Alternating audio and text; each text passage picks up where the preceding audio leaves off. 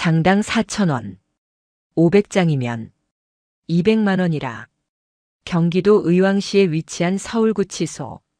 세상과 단절된 그곳의 밤은 유난히 길고 어두웠다. 보안과 계장 박철민은 자신의 사무실 책상에 다리를 꼬고 앉아 손가락에 침을 발라가며 빳빳한 종이 뭉치를 세고 있었다. 그것은 돈이 아니었다. 바로 등기 우표였다. 하지만 이곳 담장 안에서 우표는 곧 현금이자 권력이었다. 박철민의 앞에는 수용자복을 입은 소지청소 도우미가 비굴한 표정으로 서 있었다. 야, 김씨. 이번 달 수금이 좀 섭섭하다. 삼사동 놈들이 요즘 빠져가지고 도박판을 작게 벌이나 봐. 박철민이 혀를 차며 우표 뭉치를 책상 위에 탁 내려놓았다. 그 소리에 김씨가 깜짝 놀라 어깨를 움츠렸다. 아닙니다, 계장님. 요즘 건방거실 검사이 잦아서 애들이 몸을 좀 사리느라 그렇습니다. 다음 주에 국가대표 축구 경기 있지 않습니까? 그때 올림픽 한번 크게 벌인다고 우표를 모으고 있답니다. 올림픽? 귀여운 새끼들. 꼴에 징역 살면서 할 건 다 해요. 그래, 축구 경기 날은 내가 당직이니까 마음껏 뛰어놀라 그래. 대신 내 목 확실하게 챙기고. 알았어? 예, 명심하겠습니다. 박철민은 흡족한 미소를 지으며 우표 뭉치를 안주머니에 챙겨 넣었다. 교도관 생활 17년. 그는 깨달았다. 이곳은 교정교화의 장소가 아니라 힘 있는 놈이 약한 놈의 고혈을 짜내는 거대한 사파리라는 것을. 그리고 자신은 그 사파리의 관리자이자 포식자였다. 그때였다. 굳게 닫혀있던 보안과 철문이 육중한 소리를 내며 열렸다. 안녕하십니까. 금일부로 보안과 배치를 명받은 교도관 강지안입니다. 비바람이 몰아치는 바깥 날씨 탓에 빗방울이 맺힌 우비를 입은 여자가 서 있었다. 박철민은 믹스커피를 휘젓던 손을 멈추고 문 쪽을 흘깃 바라보았다. 그리고 미간을 찌푸렸다. 뭐야, 저 새님 같은 얼굴은. 새로 온다는 신입이 여자라는 건 들었지만 실제로 보니 기가 찼다. 화장기 없는 하얀 얼굴에 사슴처럼 큰 눈망울. 바람이 불면 날아갈 듯 가녀린 체구였다. 험악한 범죄자들이 우글거리는 이곳과는 전혀 어울리지 않는 이질적인 존재였다. 박철민은 코웃음을 치며 의자를 빙글 돌렸다. 강지안? 그 인사과에서 보냈다던 신입? 야, 너 번지수 잘못 찾은 거 아니냐? 여기는 유치원이 아니라 교도소야. 살인, 강도, 조폭. 인간이길 포기한 놈들이 드글드글한 곳이라고. 너 같은 아가씨가 버틸 수 있겠어? 박철민의 목소리에는 명백한 무시와 조롱이 담겨 있었다. 주변에 있던 남자 교도관들이 박철민의 눈치를 보며 킥킥거렸다. 보통의 신입 여직원이라면 얼굴이 붉어지거나 기어들어가는 목소리로 대답했을 것이다. 하지만 강지아는 달랐다. 그녀는 박철민의 비아냥에도 눈 하나 깜짝하지 않았다. 오히려 또렷한 눈동자로 박철민의 안주머니, 불룩하게 튀어나온 그곳을 잠시 응시했다가 다시 그의 눈을 똑바로 바라보았다. 범죄자들도 사람입니다. 규정과 원칙대로 대하면 문제 없을 거라 생각합니다. 그리고 지안이 한 걸음 다가왔다. 그녀의 군화 발소리가 또각하고 사무실 바닥을 울렸다. 짐승도 매가 약이라는 말은 들었습니다. 필요하다면 몽둥이를 드는 법도 배우겠습니다. 순간 사무실의 공기가 싸늘하게 가라앉았다. 박철민의 입가에 걸려있던 비릿한 미소가 굳어졌다. 저 맹랑한 눈빛. 신입 주제의 상급자의 기에 눌리지 않는 저 태도가 몹시 거슬렸다. 이것 봐라. 제법 말대꾸를 하네. 박철민은 자리에서 일어나 지안의 앞으로 성큼성큼 다가갔다. 그가 뿜어내는 위압감에도 지안은 뒷걸음질 치지 않고 고개를 빳빳이 들고 있었다. 원칙? 규정? 야, 이 바닥이 책상머리에서 배운 대로 돌아가는 줄 알아? 좋아. 그렇게 자신이 있다니 기회를 주지. 오늘 내 근무지는 3동 상층이다. 그 말에 뒤에서 서류를 정리하던 김주임이 깜짝 놀라 끼어들었다. 계장님, 3동 상층은 거긴 안 됩니다. 칠성파 행동대장 출신 독사 패거리가 있는 곳입니다. 신입, 그것도 여직원을 혼자 거기로 보내는 건 너무 위험합니다. 3동 상층. 교도소 내에서도 가장 악질적인 놈들이 모인 곳이었다. 밤마다 고성방가와 도박이 판을 치고 교도관의 지시 따위는 귓등으로도 안 듣는 무법지대. 박철민이 뇌물을 받고 눈 감아주는 VIP 도박장이 있는 곳이기도 했다.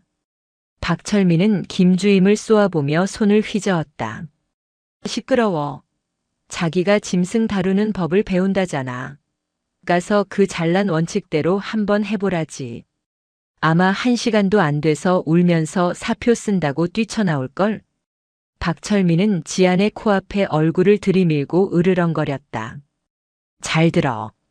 신입. 오늘 밤 거기서 내가 뭘 보든 뭘 듣든 쥐 죽은 듯이 가만히 있어. 그게 이 바닥에서 오래 살아남는 법이니까. 자신 없으면 지금이라도 짐 싸서 집에 가라. 엄마 젖이나 더 먹고 오든지. 명백한 괴롭힘이자 경고였다. 하지만 지아는 입가에 아주 희미한 그러나 서늘한 미소를 띠며 경례를 붙였다. 명심하겠습니다. 다녀오겠습니다. 지안이 뒤로 돌아 사무실을 빠져나갔다. 박철민은 닫히는 문을 보며 킬킬거렸다. 독한 년. 어디 두고 보자. 10분 본다. 10분 안에 살려달라고 무전 칠 거다. 하지만 박철민은 꿈에도 몰랐다. 방금 나간 그 새님 같은 여자의 정체를. 복도로 나온 지안의 눈빛이 순식간에 돌변했다. 순진해 보이던 사슴 같은 눈망울은 사라지고 먹잇감을 노리는 맹수의 차가운 안광만이 남았다. 그녀는 품 안에서 작은 수첩을 꺼내 무언가를 적었다. 박철민 계장. 수용자와의 유착 확인. 불법 자금 수수 정황 포착. 강지안. 대한민국 육군 특수전사령부 707 특수임무단 중사 전역. 대테러 진압 최정예 요원. 인간 흉기라 불리던 그녀가 이 시궁창 같은 교도소에 제 발로 들어온 이유는 단 하나였다. 기다려라. 내 동생을 죽게 만든 마약 공급책, 그리고 그 뒤를 봐주는 썩어빠진 교도관 놈들. 지안이 허리춤에 찬 진압봉을 고쳐주었다. 소나기에 들어가는 힘줄이 팽팽하게 솟아올랐다.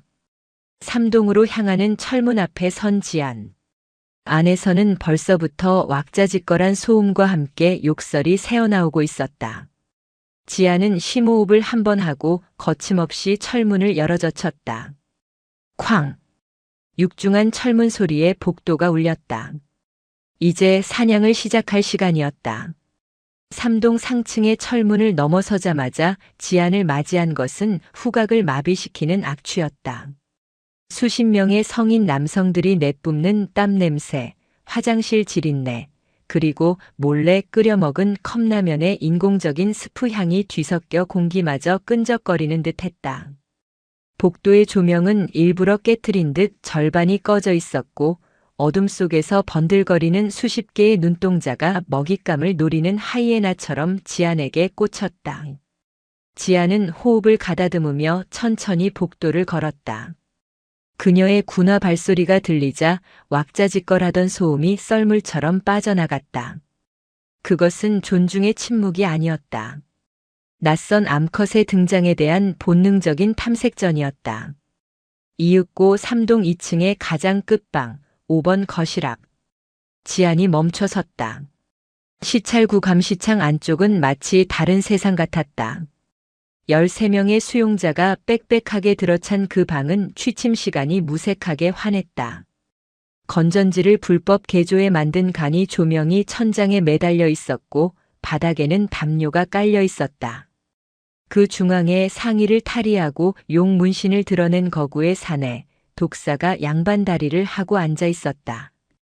그의 앞에는 라면 박스를 정교하게 오려 만든 화투장, 일명 박스 화투가 어지럽게 널려 있었고 그 옆에는 등기 우표가 수북이 쌓여 있었다. 야, 김씨. 패 안 까? 쫄리면 돼지시던가. 독사가 킬킬거리며 앞에 앉은 비쩍 마른 중년 남성의 머리통을 손바닥으로 찰싹 때렸다. 중년 남성 김 씨는 울상을 지으며 떨리는 손으로 자신의 패를 뒤집었다. 독사 형님. 이번 판은 제가. 아따, 말이 많네. 우표 50장 더 얹어. 없으면 내 마누라 면회 올 때 영치금 꽉 채워오라고 하던가. 안 그러면 내 아들 학교 찾아간다. 협박이자 갈취였다.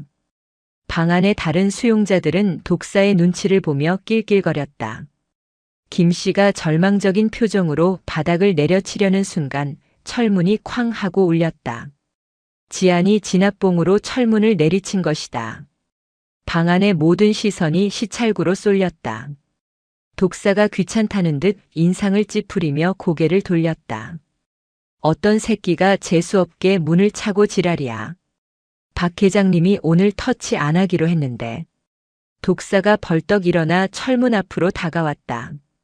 시찰구 너머로 지안의 차가운 눈동자와 마주쳤다. 독사는 잠시 멈칫하더니 이내 누런 이빨을 드러내며 비릿하게 웃었다. 오호라. 아까 그 신입 아가씨네. 박철민이 계장이 진짜로 보냈어? 야, 우리 심심한 거 어떻게 알고. 3동 5번 방. 즉시 소등하고 취침합니다. 불법 도박 물품은 자진 반납하십시오. 지금 반납하면 경고로 끝내겠습니다. 지안의 목소리는 건조했다. 독사는 기가 차다는 듯 헛웃음을 터뜨렸다. 아가씨, 여기 룰을 잘 모르나 본데 여기선 내가 법이야. 박 회장도 내 허락 없으면 이 방에 못 들어와. 곱게 말할 때 꺼져. 오빠가 화나면 눈에 뵈는 게 없거든. 독사가 시찰구 틈으로 손가락을 집어넣어 지안의 볼을 찌르려 했다. 명백한 성추행이자 도발이었다. 그 순간이었다. 퍽. 으악. 짧은 파열음과 함께 독사의 비명이 복도를 울렸다. 지안이 시찰구로 들어온 독사의 검지 손가락을 순식간에 낚아채 반대 방향으로 꺾어버린 것이다. 단순한 제압이 아니었다. 특전사 시절 익힌 상대의 전의를 상실케 하는 관절기였다. 독사가 식은 땀을 흘리며 철문에 얼굴을 박았다. 너 인연이. 손가락 조심해라. 다음엔 부러진다. 지아는 잡고 있던 손가락을 거칠게 놓아주었다. 독사는 부여잡은 손을 덜덜 떨며 뒤로 물러섰다. 고통과 수치심으로 얼굴이 붉게 달아올랐다.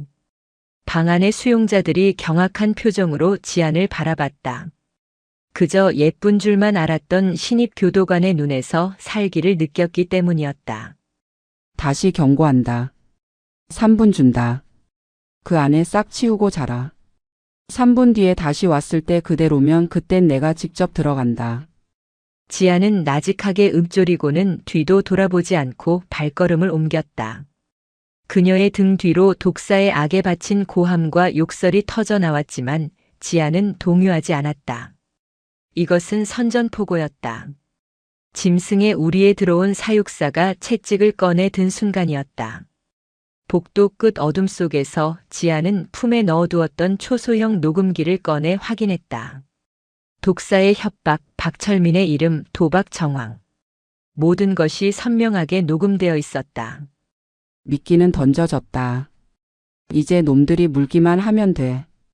지안의 입가에 서늘한 미소가 걸렸다. 다음 날 아침 보안과 사무실. 박철민 계장은 아침부터 기분이 좋지 않았다. 어젯밤 삼동에서 신입 여교도관이 독사의 손가락을 꺾어버렸다는 소문이 파다하게 퍼졌기 때문이었다. 독사는 박철민에게 뒷돈을 대주는 핵심 자금줄이었다.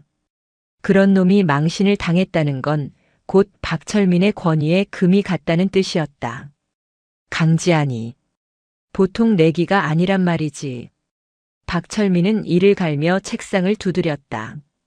그때 독사가 보낸 쪽지가 배식구를 통해 전달되었다. 계장님, 그년 오늘 손 좀 봐주십시오. 안 그러면 이번 주 올림픽 판돈, 입금 힘들 것 같습니다. 애들이 겁먹어서 판을 안 버립니다. 협박이었다. 돈줄을 끊겠다는 협박. 박철민의 눈이 뒤집혔다. 감히 수용자 주제의 교도관을 협박해? 하지만 당장 아쉬운 건 박철민 쪽이었다. 도박 빚으로 날린 사채 이자를 갚으려면 이번 주 올림픽 대목이 반드시 필요했다. 박철민은 인터폰을 들어 근무 지정 담당자를 호출했다. 김주임. 오늘 운동 시간 근무자 누구야? 강지안이 넣어. 무조건 넣어. 그리고 CCTV 사각지대 쪽으로 배치해. 박철민의 눈빛이 음흉하게 번뜩였다. 교도소 운동장은 수백 명의 수용자가 한꺼번에 쏟아져 나오는 곳이었다. 사고가 가장 많이 터지는 곳이자 은밀한 린치가 이루어지기 가장 좋은 곳. 한편 강지아는 삼동 순찰 도중 어젯밤 도박판에서 돈을 잃고 독사에게 맞았던 김 씨를 접견실 구석으로 따로 불러냈다. 김 씨, 본명 김영수는 횡령 누명을 쓰고 들어온 전직 회계사였다. 교도관님, 저 아무 말도 못합니다. 독사 그놈이 알면 저는 죽습니다. 김영수는 사시나무 떨듯 떨며 입을 다물었다. 지아는 그에게 따뜻한 캔커피 하나를 건넸다. 김영수 씨. 아드님 탄원서 읽어봤습니다. 아빠가 억울하게 들어온 거 알고 밖에서 열심히 알바하면서 변호사 비용 모으고 있다더군요. 아들 이야기에 김영수의 눈시울이 붉어졌다. 여기서 도박 빚 때문에 독사한테 괴롭힘 당하고 출소에서도 그 빚 갚느라 시달리면 아드님 볼 면목이 있겠습니까? 제가 도와드리겠습니다. 독사 그리고 그 뒤를 봐주는 박철민 계장까지. 제가 다 끊어내겠습니다. 지안의 목소리에는 확신이 있었다. 김영수는 한참 동안 지안의 눈을 바라보다가 떨리는 목소리로 입을 열었다. 이번 주 토요일입니다. 국가대표 한일전 축구 경기가 있는 날 밤 전 사동이 참여하는 대규모 도박판 일명 올림픽이 열립니다. 판돈만 우표 5,000장 현금으로 2천만 원이 넘습니다. 박철민 계장이 당직을 서면서 망을 봐주기로 했고요. 장소는요? 3동 5번 방. 독사방입니다. 그날은 박 계장이 미리 손을 써서 다른 방 수용자들을 다른 곳으로 이감시키고 도박꾼들만 그 방에 몰아넣을 겁니다. 결정적인 정보였다. 지아는 고개를 끄덕였다. 감사합니다. 이 은혜 꼭 갚겠습니다. 그날 오후 운동 시간. 회색 담장 위로 쏟아지는 햇살 아래 수백 명의 수용자가 운동장으로 쏟아져 나왔다. 흙먼지가 날리는 운동장 한 구석, CCTV가 닿지 않는 창고 뒤편으로 지안이 순찰을 돌고 있었다. 그때였다. 덩치 큰 수용자 셋이 지안의 앞길을 막아섰다. 독사의 부하들이었다. 어이 신입. 여기가 어디라고 혼자 돌아다녀. 겁도 없네. 가운데 선 놈이 주머니에서 무언가를 꺼냈다. 칫솔을 콘크리트 바닥에 갈아 만든 날카로운 흉기였다. 독사 형님이 선물 하나 보내드리라더라. 얼굴에 칼집 하나 나면 그 잘난 콧대도 좀 꺾이려나? 놈들이 낄낄거리며 지안을 포위해왔다. 박철민이 사주한 것이 분명했다. 지안은 당황하지 않고 천천히 진압봉을 뽑아들었다. 그리고 아주 작은 목소리로 중얼거렸다. 박철민 생각보다 더 멍청하네. 고작 이런 양아치들로 나를 잡겠다고? 지안의 눈빛이 변했다. 707 특임대 시절 대테러 진압 작전 때 보여주었던 그 살기 어린 눈빛이었다. 덤벼. 봐주지 않을 테니까. 으악. 살려주세요. 내 팔. 내 팔.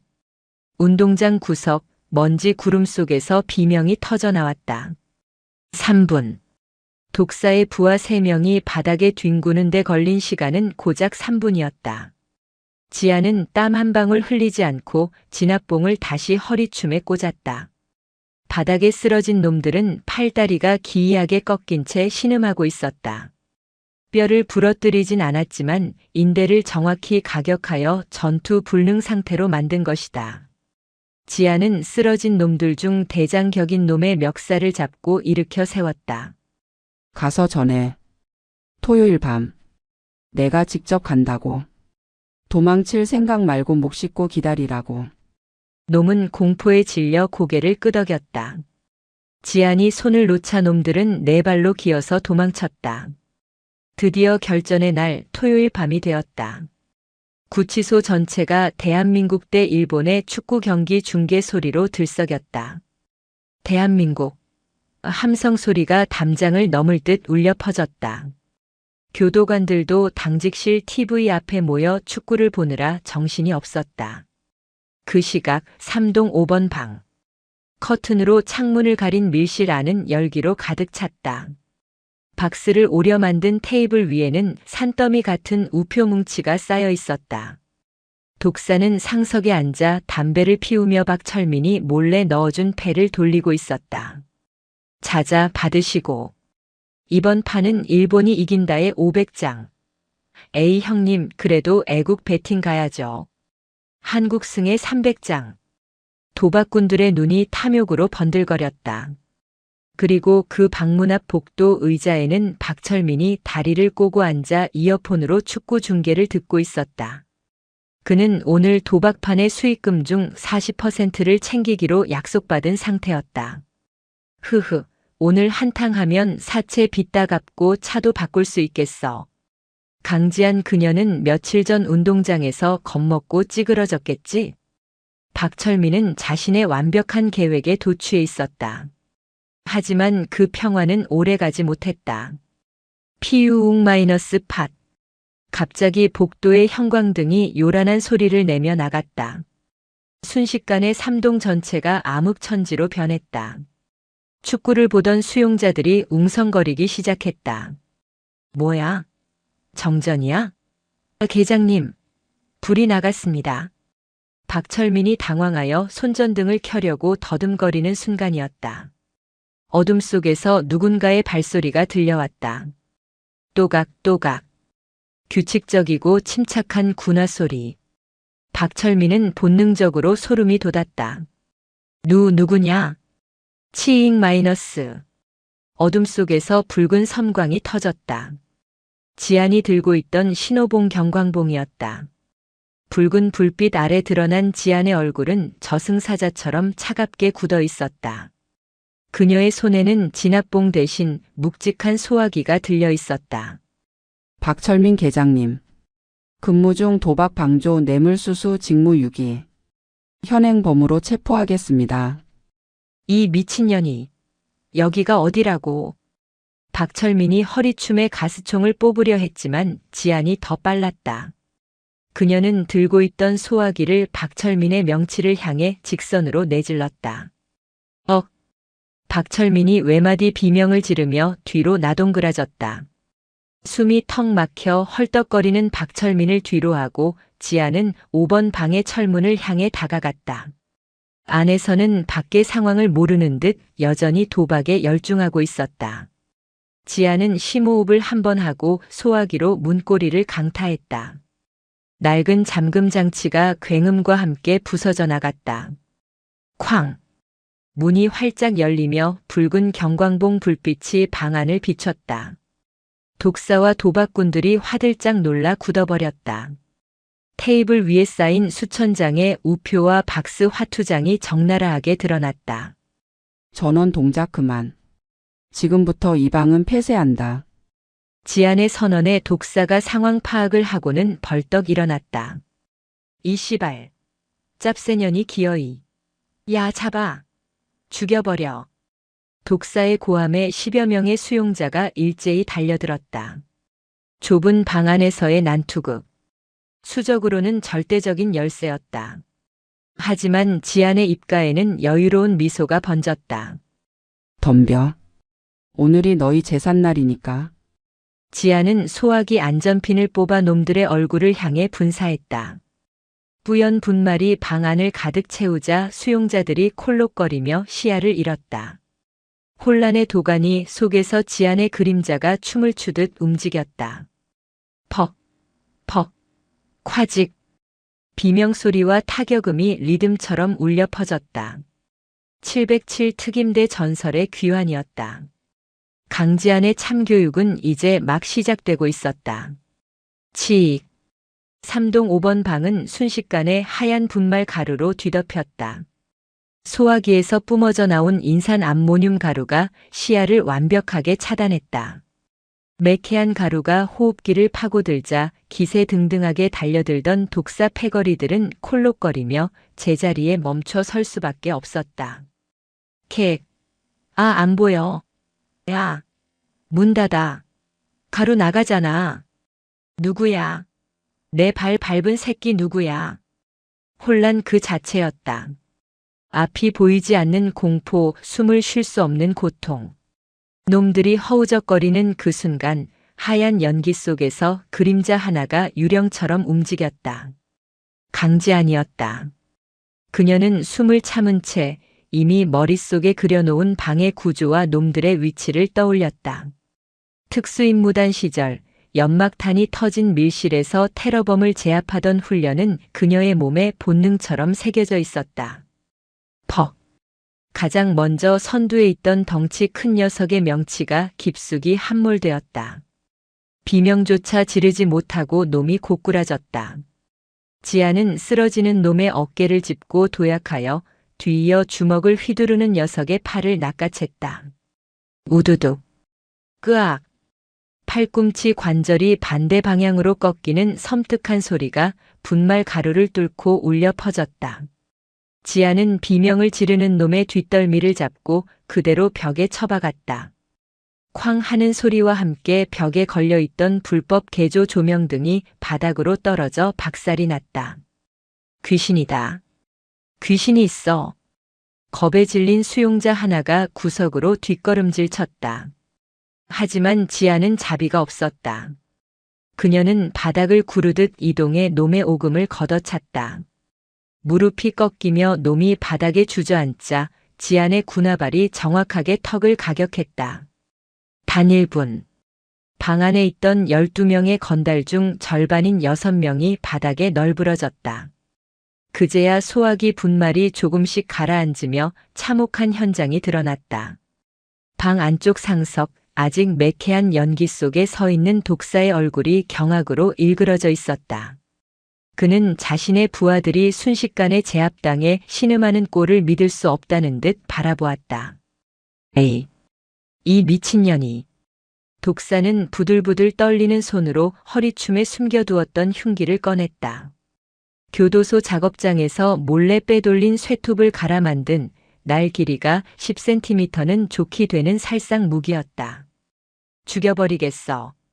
여기서 널 죽여도 난 정신병으로 감형받으면 그만이야.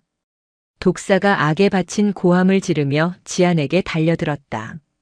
쇠톱 칼날이 지안의 목을 노리고 뱀처럼 파고들었다. 일반인이라면 공포에 질려 굳어버렸을 살기였다. 하지만 지안은 물러서지 않았다. 찰나의 순간 그녀의 상체가 유연하게 뒤로 젖혀지며 칼날을 피해냈다. 쇠톱이 허공을 가르는 소리가 날카롭게 들렸다. 독사가 중심을 잃고 앞으로 쏠리는 그 순간을 지아는 놓치지 않았다. 그녀의 손이 독사의 손목을 독수리처럼 낚아챘다. 이걸로 사람 좀 찔러봤나 본데. 지안의 싸늘한 목소리가 독사의 귓가에 닿았다. 군인한테는 안 통한다. 콰직. 끄아악. 지아는 독사의 손목을 비틀어 꺾어버렸다. 쇠톱이 바닥에 쨍그랑 떨어졌다. 독사가 고통에 몸부림치며 무릎을 꿇었지만 지안의 공격은 끝나지 않았다. 그녀는 그대로 독사의 팔을 등 뒤로 꺾어 제압하고 무릎으로 그의 목을 눌러 바닥에 지식였다. 살려. 천하의 독사 서울구치소 3동의 제왕이라 불리던 사내가 흙바닥에 얼굴을 처박고 비명을 지르고 있었다. 그때였다. 복도에서 요란한 발소리와 함께 누군가가 뛰어왔다. 동작 그만. 전부 손머리 위로.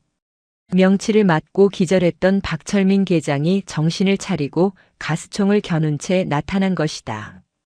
그의 얼굴은 공포와 분노로 벌겋게 달아올라 있었다. 박철민은 바닥에 널브러진 수용자들과 제압당한 독사 그리고 그 위에 군림하듯 서 있는 지안을 보며 입술을 깨물었다. 이 상황이 밖으로 새어나가면 끝장이다. 전연을 죽이든 병신을 만들든 해서 입을 막아야 한다. 박철민의 떨리는 손가락이 가스총의 방아쇠에 걸렸다. 강지안, 너 지금 동료 교도관을 폭행하고 수용자들을 선동해서 난동을 부린 거지. 내가 다 봤어. 넌 이제 끝이야.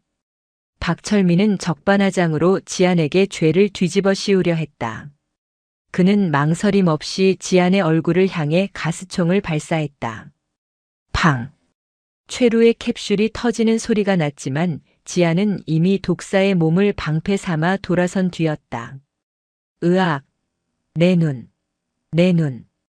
박철민이 쏜 최루액을 정통으로 맞은 건 바닥에 깔려있던 독사였다. 독사가 고통에 발버둥 치는 사이 지안은 짐승 같은 탄력으로 박철민을 향해 쇄도했다. 계장님, 조준이 엉망이시네요. 순식간에 거리를 좁힌 지안이 박철민의 손목을 쳐내 가스총을 떨어뜨리게 했다. 그리고 그대로 멱살을 잡아 벽으로 밀어붙였다. 쾅 소리와 함께 박철민의 뒤통수가 벽에 부딪혔다. 너 이거 안 나? 나 계장이야. 너 하극상으로 영창 보내버릴 거야. 박철민이 발버둥 쳤지만 지안의 소나기 힘은 마치 쇠사슬 같았다. 지안은 박철민의 눈을 똑바로 쳐다보며 주머니에서 무언가를 꺼내 그의 눈앞에 흔들었다. 초소형 녹음기였다. 계장님, 아까 축구 보시면서 말씀하셨죠? 오늘 한탕에서 사채 빚 갚고 차 바꾼다고. 그리고 독사한테 수익금 40% 받기로 한 거. 여기 다 들어있는데 이것도 하극상인가요? 박철민의 얼굴이 하얗게 질렸다. 동공이 지진이 난 듯 흔들렸다. 이거. 불법 녹취야. 증거 능력 없어. 과연 그럴까요? 지금 이 방 바닥에 널린 우표가 5,000장입니다. 그리고 계장님 안주머니에 있는 장부. 그것만으로도 당신은 옷 벗는 걸로 안 끝납니다. 지안이 박철민의 가슴을 툭툭 쳤다. 감옥 갈 준비하세요, 선배님. 방 배정은 제가 신경 써드릴게요. 독사 옆방으로. 비상. 3동 2층 폭동 발생. 전 직원 출동 바람. 박철민이 차고 있던 무전기에서 뒤늦게 상황실에 다급한 목소리가 터져 나왔다. 지안이 미리 눌러둔 비상벨 덕분이었다. 곧이어 3동 철문이 열리고 기동 순찰대 CRPT 요원들이 곤봉과 방패를 들고 들이닥쳤다. 그들의 뒤에는 당직 사령과 교도소장이 굳은 표정으로 서 있었다. 이게 무슨 꼴이야? 교도소장의 호통에 현장은 찬물을 끼얹은 듯 조용해졌다. CRPT 요원들은 참혹한 현장을 보고 입을 다물지 못했다. 10여 명의 조폭들이 피투성이가 되어 쓰러져 있고 방 안은 하얀 가루로 뒤덮여 있었다. 그리고 그 한가운데에 신입 여교도관 강지안이 박철민 계장의 멱살을 잡고 있었다. 강지안 주임, 지금 상급자한테 무슨 짓인가? 당장 그 손 놓지 못해? 당직 사령이 소리쳤다. 박철민은 기회다 싶어 억울한 표정을 지으며 소리쳤다. 소장님, 사령님, 저 미친 여자가 갑자기 난동을 부렸습니다. 수용자들을 폭행하고 저까지 공격했습니다.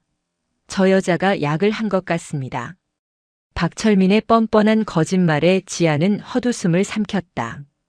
그녀는 천천히 박철민을 놓아주고 단정한 자세로 교도소장을 향해 경례했다. 보안과 교도관 강지안. 보고 드립니다. 금일 22시경 3동 5번 거실에서 대규모 불법 도박 현장을 적발했습니다. 도박? 무슨 헛소리야? 증거는 여기 있습니다. 지안이 옆으로 비켜서자 소화기 가루 사이로 드러난 박스 화투장과 수북이 쌓인 등기 우표 뭉치가 드러났다. 그 양은 누가 봐도 단순한 심심풀이가 아니었다. 교도소장의 눈썹이 꿈틀거렸다. 이게 다 뭔가? 우표가 왜 이렇게 많아? 이곳 수용자들은 등기 우표를 현금처럼 사용하여 도박을 해왔습니다. 그리고 박철민 계장은 이를 묵인하고 방조하는 대가로 막대한 뇌물을 수수했습니다. 지안은 주머니에서 박철민의 가스총과 장부를 꺼내 소장에게 내밀었다. 이것은 박철민 계장이 도박 수익을 기록한 장부입니다. 그리고 제 녹음기에 그가 뇌물을 요구하는 육성이 담겨 있습니다. 거짓말입니다. 전현이 조작한 겁니다. 박철민이 발악하듯 소리쳤지만 이미 대세는 기울었다. 소장이 장부를 펼쳐보았다. 그곳에는 날짜별로 상납금 액수와 독사의 이름, 그리고 박철민의 차명 계좌번호까지 적혀 있었다. 빼도 박도 못할 증거였다. 소장의 얼굴이 불그락푸르락해졌다. 감히 내 교도소에서 이런 짓을 벌이고 있었다니. 박철민 계장. 소장의 낮고 굵은 목소리에 박철민이 흠칫했다. 자네, 이게 사실인가? 소장님.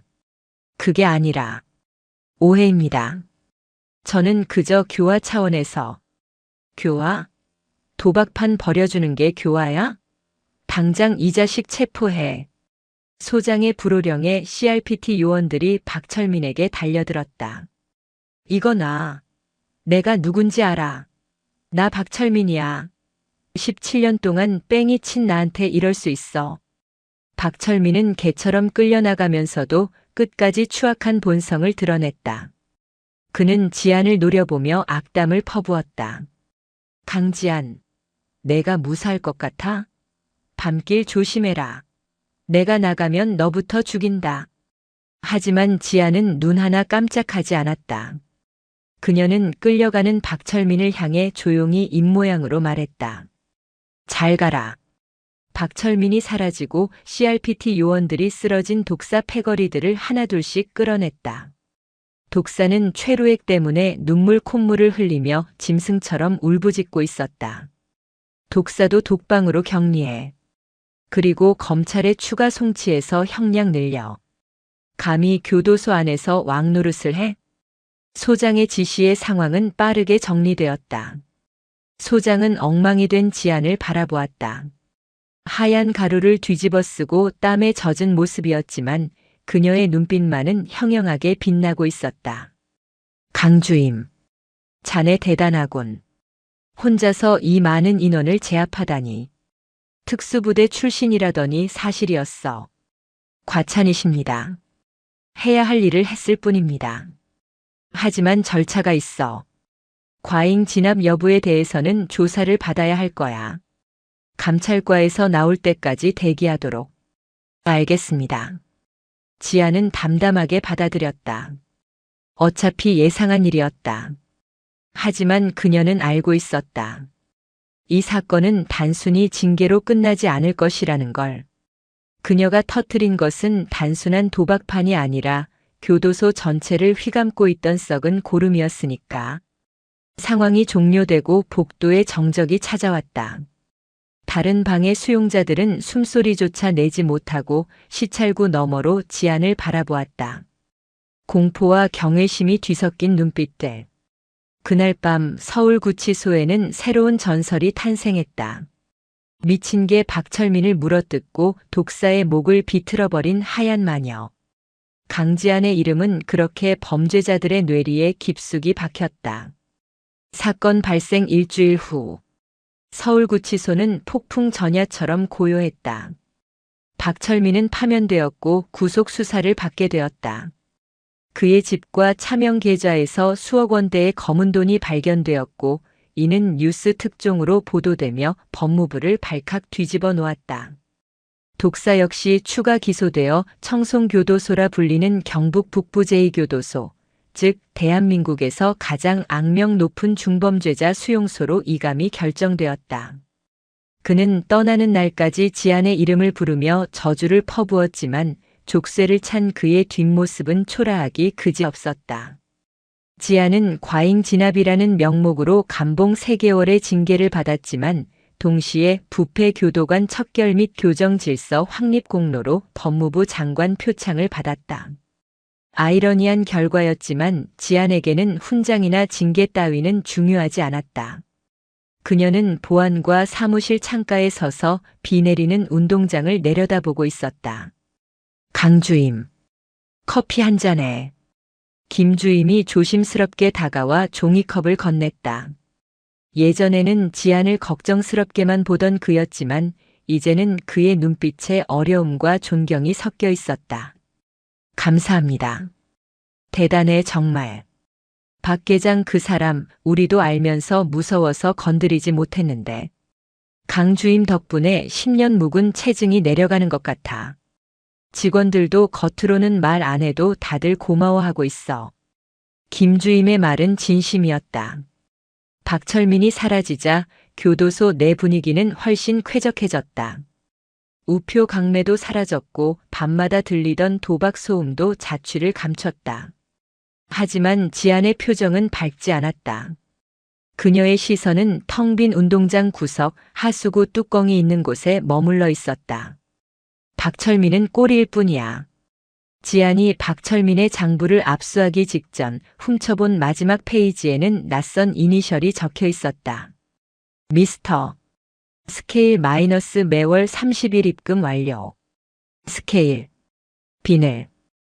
혹은 저울. 그것은 지안이 그토록 찾아 헤매던 동생을 죽음으로 몰고 간 마약 조직의 간부 비늘을 의미하는 것이 분명했다. 박철민이 벌어들인 도박 수익금은 단순히 그의 유흥비가 아니었다. 그것은 교도소 내에서 자금 세탁을 거쳐 거대 마약 조직으로 흘러들어가는 군자금이었다. 박철민을 잡음으로써 꼬리는 잘랐지만 몸통은 여전히 어둠 속에 숨어 있었다. 그리고 그 몸통은 이제 자신의 돈줄을 끊어버린 지안을 주시하고 있을 터였다. 그때 보안과 행정실 직원이 지안을 불렀다. 강 주임님, 접견 신청 들어왔습니다. 접견이요? 저한테요? 교도관에게 개인적인 면회라니 드문 일이었다. 지안은 의아해하며 접견실로 향했다. 직원 전용 접견실 문을 열자 고급스러운 정장을 입은 중년 남성이 앉아 있었다. 날카로운 인상에 은퇴 안경을 쓴 그는 지안을 보자 정중하게 일어나 명함을 건넸다. 법무법인 태산. 변호사 최도영. 반갑습니다. 강지안 교도관님. 뉴스 잘 봤습니다. 정의로운 활약이 대단하시더군요. 남자의 목소리는 매끄러웠지만 어딘가 뱀처럼 차가운 구석이 있었다. 지안은 명함을 받지 않고 그를 빤히 쳐다보았다. 용건만 말씀하시죠. 근무 중이라 바쁩니다. 최 변호사는 미소를 거두지 않고 명함을 다시 주머니에 넣으며 말했다. 성격이 급하시군요. 다름이 아니라 제 의뢰인께서 강 교도관님을 아주 높게 평가하고 계십니다. 이번 일로 능력을 증명하셨다고요.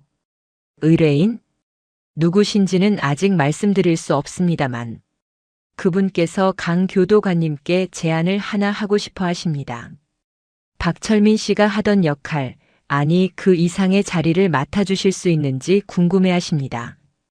지안의 눈매가 날카로워졌다. 이것은 스카우트 제의가 아니었다. 회유. 아니 협박이었다. 박철민을 제거한 내가 새로운 관리자가 되어 우리를 도우라는 메시지. 지안은 피식 웃었다. 당신 의뢰인한테 전하세요. 지안이 테이블을 짚고 몸을 숙여 최 변호사와 눈을 맞췄다. 박철민은 내 에피타이저였다고. 메인 요리는 아직 시작도 안 했다고 전해. 최 변호사의 미소가 순식간에 사라졌다. 그의 눈동자가 싸늘하게 굳어졌다. 후회하실 텐데요. 그분은 박철민 같은 피라미와는 다릅니다.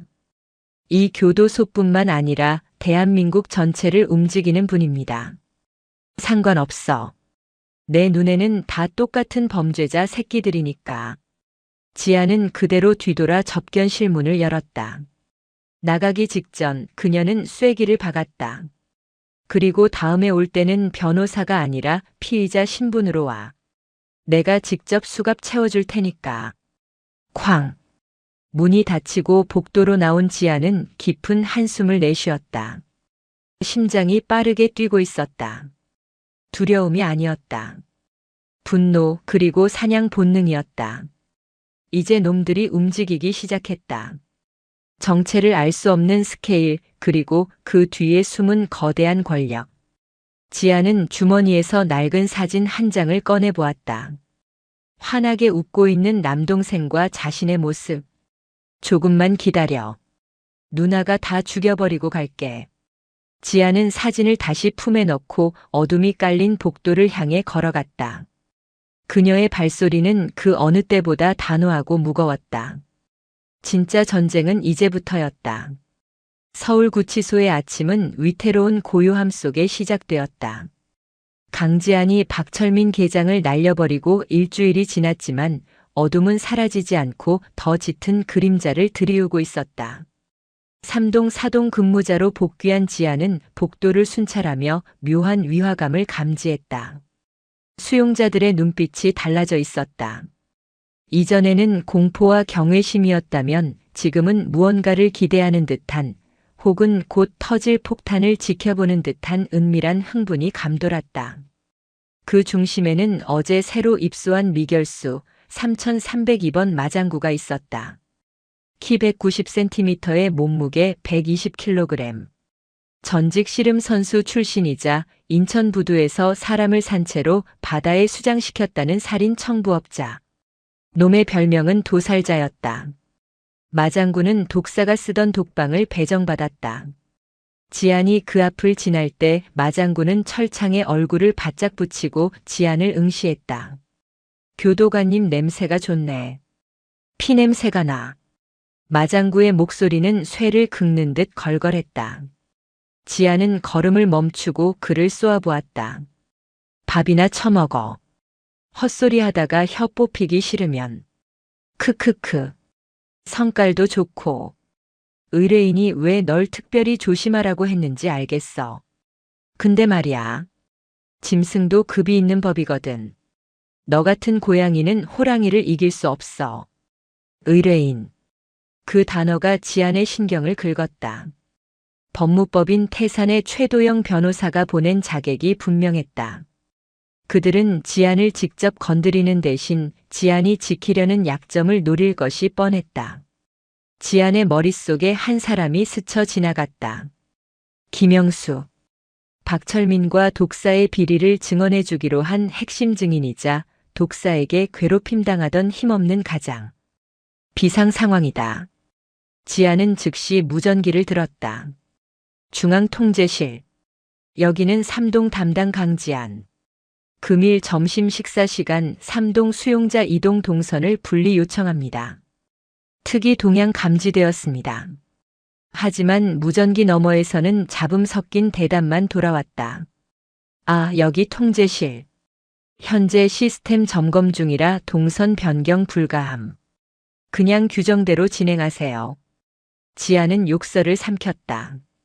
시스템 점검? 타이밍이 너무 절묘했다. 저쪽에서도 이미 손을 쓴 것이다. 점심시간. 수백 명의 수용자가 거대한 식당으로 쏟아져 들어왔다. 쇠 밥그릇 부딪히는 소리와 웅성거림이 가득 찬 식당은 그 자체로 거대한 화약고였다. 지아는 식당 한가운데 있는 감시대에 서서 매의 눈으로 김영수의 위치를 찾았다. 김영수는 구석진 테이블에서 고개를 숙인 채 급하게 밥을 먹고 있었다. 그때였다. 배식구 쪽에서 거대한 그림자가 일어났다. 마장구였다. 그는 식판을 들고 휘적휘적 김영수 쪽으로 걸어갔다. 주변의 수용자들이 모세의 기적처럼 길을 터주었다. 지안이 호루라기를 입에 물고 뛰어내렸다. 3302번. 자리에 앉아. 이동 금지. 하지만 마장구는 들은 채도 하지 않았다. 그는 김영수의 등 뒤에 서서 들고 있던 스테인리스 식판을 흉기처럼 높이 치켜들었다. 식판의 날카로운 모서리가 김영수의 정수리를 노리고 있었다. 죽어라. 식판이 내리꽂히는 찰나. 쾅. 지안이 김영수의 테이블 위로 미끄러지듯 날아와 발로 마장구의 손목을 걷어찼다. 쇳소리와 함께 식판이 허공으로 날아갔다. 어쭈? 마장구는 놀란 기색도 없이 걷어차인 손목을 빙글 돌리며 웃었다. 빠르네. 근데 이걸 어쩌나. 내 주먹은 식판보다 센데. 마장구는 전차처럼 돌진해왔다. 120kg의 거구가 뿜어내는 압력은 상상을 초월했다. 지안은 정면 승부를 피하고 측면으로 파고들며 놈의 무릎 관절을 노렸다. 퍽! 지안의 군화발이 정확히 오금을 타격했지만 마장구는 살짝 휘청거릴 뿐이었다. 두꺼운 근육과 지방이 갑옷처럼 타격을 흡수했다. 이게 끝이야? 간지럽네. 마장구가 통나무 같은 팔을 휘둘렀다.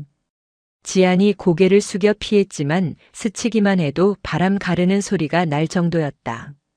놈은 단순한 깡패가 아니었다. 살인을 위해 단련된 인간 병기였다. 식당 안의 수용자들은 밥을 먹다 말고 환호성을 질렀다.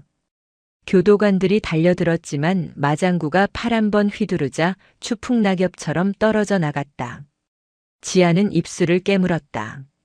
힘 대 힘으로는 승산이 없다. 그렇다면 지안의 시선이 배식대에 놓인 뜨거운 국통으로 향했다. 야, 덩치. 밥값은 해야지. 지안은 도발하며 국통 쪽으로 유인했다. 마장구가 씩씩거리며 달려들었다. 잡히면 허리를 접어주마. 마장구가 지안을 덮치려는 순간 지안은 바닥에 떨어진 식판을 밟고 슬라이딩하며 놈의 다리 사이를 빠져나갔다. 그리고 동시에 펄펄 끓는 육개장이 담긴 국통의 바퀴를 발로 차 마장구 쪽으로 밀어버렸다. 철퍼덕. 으아악. 뜨거운 국물이 마장구의 하반신을 덮쳤다. 아무리 천하장사라 해도 화상의 고통은 참을 수 없었다. 마장구가 비명을 지르며 바닥을 뒹굴었다. 그 틈을 놓칠 지안이 아니었다. 그녀는 식탁을 밟고 뛰어올라 공중에서 몸을 회전시켰다.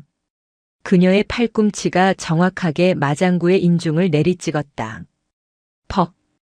둔탁한 파열음과 함께 마장구의 고개가 뒤로 꺾였다.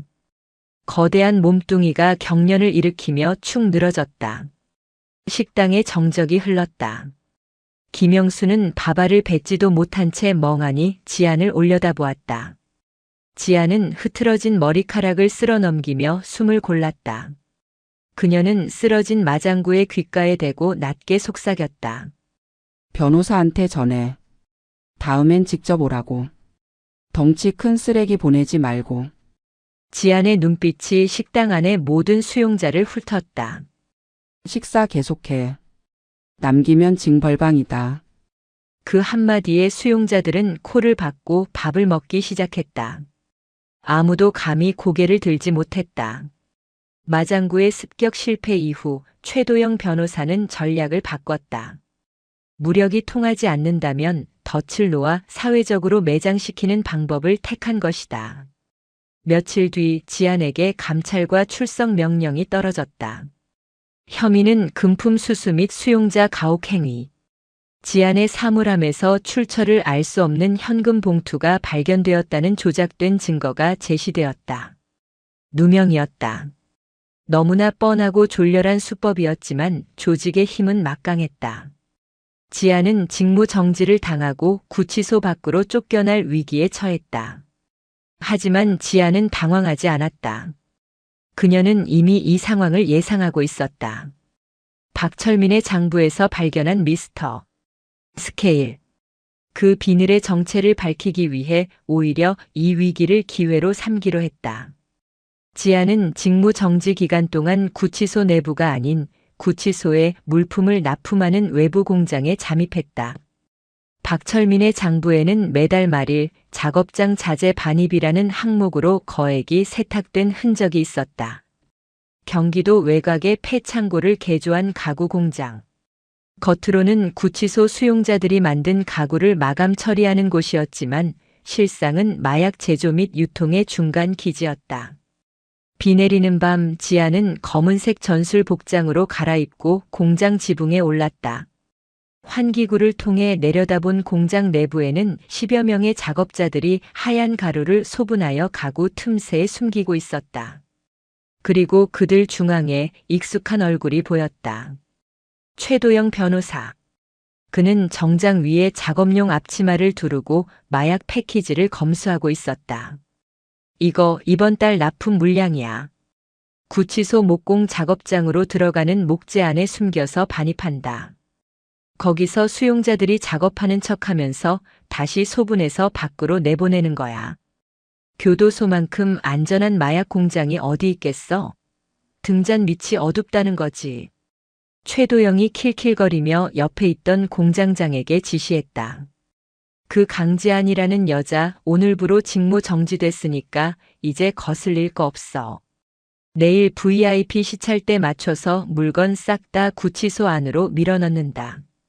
지아는 주먹을 꽉 쥐었다. 교도소가 마약 생산 기지였다니. 수용자들을 이용해 마약을 만들고 교도관들이 그걸 호송해주는 꼴이었다. 동생을 죽인 약도 바로 이 루트를 통해 퍼져나간 것이었다. 증거는 확보했다. 이제 남은 건 소탕뿐이다. 하지만 지아는 경찰에 신고하는 대신 자신의 방식을 택했다. 경찰 내부에도 놈들의 끈아풀이 있을지 몰랐다. 놈들이 가장 안심하는 곳, 놈들이 자신들의 안방이라 생각하는 구치소 내부에서 모든 것을 끝내야 했다. 다음 날 아침, VIP 시찰과 함께 대형 트럭이 구치소 정문을 통과했다. 트럭에는 마약이 숨겨진 특수 목재들이 가득 실려 있었다. 최도영 변호사도 법률 자문 자격으로 시찰단에 합류해 의기양양하게 구치소로 들어왔다. 트럭이 3동 지하 작업장에 짐을 풀기 시작했다. 최도영은 보안과장의 안내를 받으며 흐뭇하게 그 광경을 지켜보고 있었다. 작업이 아주 순조롭군요. 우리 교도 행정이 이렇게 선진화되어 있다니 감동입니다. 최도영이 비아냥거리듯 칭찬했다. 그때였다. 윙, 윙. 갑자기 구치소 전체에 화재 경보가 울려 퍼졌다. 스프링클러가 터지며 작업장 전체에 물벼락이 쏟아졌다. 뭐야? 무슨 일이야? 최도영이 당황하여 소리쳤다. 작업장은 아수라장이 되었다. 물에 젖은 목재들이 터지며 그 안에 숨겨져 있던 하얀 가루들이 바닥으로 쏟아져 내렸다. 녹아내리는 마약 가루들이 시커먼 물과 섞여 하수구로 흘러들어갔다. 안 돼. 내 물건. 막아. 물 막으라고. 최도영이 이성을 잃고 소리쳤다. 수십억 원어치의 마약이 눈앞에서 시궁창 물이 되어 사라지고 있었다. 그리고 자욱한 물안개 속에서 한 사람이 걸어 나왔다. 직무 정지 상태라 출입이 불가능했을 터인 강지안이 정복 대신 검은색 티셔츠와 카고 바지를 입고 양손에 쇠파이프를 든 채 서 있었다. 변호사 양반. 세탁비가 좀 많이 들겠어? 물건이 다 젖어서 어쩌나. 지안이 싸늘하게 비웃었다. 최도영의 눈이 뒤집혔다. 너. 내가 감히. 얘들아. 죽여. 전연 죽여서 공구리 쳐버려. 작업장 인부로 위장해 있던 조직원 10여 명이 칼과 망치를 꺼내 들고 지안을 포위했다. 작업장은 거대한 철창 케이지 같았다. 쏟아지는 물줄기와 번쩍이는 경광등 아래 지안은 고립무원의 상태였다. 10여 명의 전문 킬러들이 살기를 뿜으며 포위망을 좁혀왔다. 하지만 지안은 웃고 있었다. 이것이야말로 그녀가 원하던 그림이었다. 도망칠 곳 없는 밀실에서의 사냥. 시작해볼까? 지안이 쇠파이프를 바닥에 끌며 달렸다. 쇠소리가 날카롭게 울리는 순간 그녀의 몸이 탄환처럼 튀어나갔다. 깡! 선두에 있던 킬러의 머리통이 쇠파이프에 맞아 둔탁한 소리를 냈다. 놈이 쓰러지기도 전에 지아는 회전하며 뒤따라오던 놈의 손목을 가격해 칼을 떨어뜨리게 했다. 죽여. 다 같이 덤벼. 최도영이 악을 썼다. 지아는 작업장에 쌓여있는 목재들을 지형지물로 이용했다. 그녀는 목재 더미 위로 뛰어올라 공중에서 킬러들을 내려다보았다. 707 특임대 시절 익힌 파쿠르 기술이 빛을 발했다. 그녀는 날다람쥐처럼 날아다니며 놈들의 급소만을 정확하게 타격했다. 목 명치 관절. 지안이 지나간 자리에는 비명과 신음만이 남았다. 거친 숨을 몰아쉬던 킬러 대장이 거대한 전기톱을 켜고 달려들었다. 위잉! 살벌한 톱날 소리가 공기를 갈랐다. 지아는 피할 공간이 부족했다. 놈이 톱을 휘두르는 순간 지아는 바닥에 있던 소화기 호스를 집어들었다. 고압의 물줄기가 킬러 대장의 얼굴을 정통으로 강타했다. 놈이 앞이 안 보여 허우적거리는 사이 지아는 미끄러지듯 파고들어 쇠파이프를 놈의 턱에 꽂아 넣었다. 킬러 대장이 전기톱을 놓치며 나동그라졌다. 전기톱이 바닥에서 혼자 춤을 추다 불꽃을 튀기며 멈췄다. 10분 뒤 작업장은 고요해졌다. 바닥에는 물에 젖은 마약 가루와 뒹구는 킬러들만이 즐비했다. 지아는 쇠파이프를 버리고 구석에서 떨고 있는 최도영에게 천천히 걸어갔다. 오지 마. 나 변호사야. 법무법인 태산의 파트너라고. 너 이거 다 불법이야. 폭행죄, 기물파손죄. 최도영은 뒷걸음질 치다 벽에 부딪혔다. 지아는 젖은 머리카락을 쓸어 넘기며 그의 멱살을 잡고 들어 올렸다. 웃기지 마. 내가 만든 마약 때문에 죽어간 사람들이 몇 명인지 알아? 내 동생도 내 놈들이 만든 그 쓰레기 때문에 죽었어. 지안의 주먹이 최도영의 복부에 꽂혔다. 컥. 이건 내 동생 목. 퍽. 이건 김영수 씨 목. 퍽. 그리고 이건 대한민국 법을 우습게 안 재갑시다. 지아는 최도영이 기절하기 직전까지 정밀하게 타격했다. 죽이지는 않았다. 죽음은 그에게 너무 편한 도피처였다. 그때 철문이 열리며 경찰 특공대와 검찰 수사관들이 들이닥쳤다. 지안이 미리 보내둔 증거 파일을 받고 출동한 것이다. 손들어. 움직이면 쏜다. 수사관들이 총을 겨누고 들어왔지만 상황은 이미 종료되어 있었다. 널브러진 조폭들과 마약 더미, 그리고 엉망진창이 된 최도영. 그 한가운데에 지안이 서 있었다. 지안은 멱살 잡고 있던 최도영을 바닥에 패대기 쳤다. 그리고 수사관들에게 턱짓으로 그를 가리켰다. 쓰레기 분리수거 해놨습니다. 가져가시죠.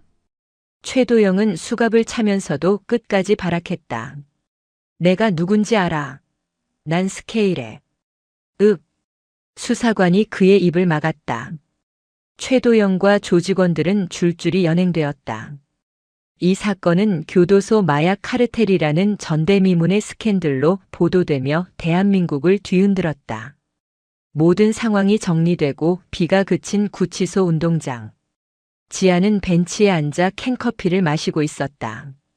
그녀의 얼굴에는 작은 생채기들이 훈장처럼 남아 있었다. 강주임. 김영수가 환하게 웃으며 달려왔다. 그의 옆에는 면회온 아들이 서 있었다. 정말 감사합니다.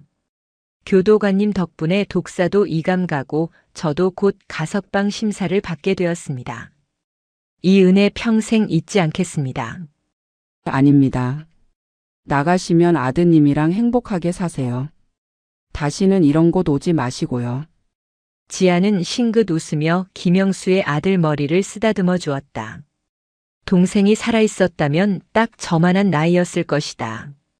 그때 구치소 스피커에서 안내방송이 나왔다. 보안과 강지한 주임 소장실로 와주시기 바랍니다. 징계일까 아니면 또 다른 표창일까? 무엇이든 상관없었다. 그녀는 자신이 해야 할 일을 했을 뿐이었다. 지아는 자리에서 일어나 제복의 먼지를 털어냈다. 먹구름이 거친 하늘에서 햇살이 쏟아져 내려와 그녀의 어깨를 감쌌다. 교도소의 담장은 여전히 높았지만 지안의 발걸음은 그 어느 때보다 가벼웠다. 이곳에는 아직 그녀가 치워야 할 쓰레기들이 남아있을지도 모른다. 하지만 상관없었다. 그녀는 언제든 다시 몽둥이를 들 준비가 되어 있었으니까. 전직 707 특임대 현직 교도관 강지안. 그녀의 사이다 같은 참교육은 이제 막 시작되었을 뿐이다.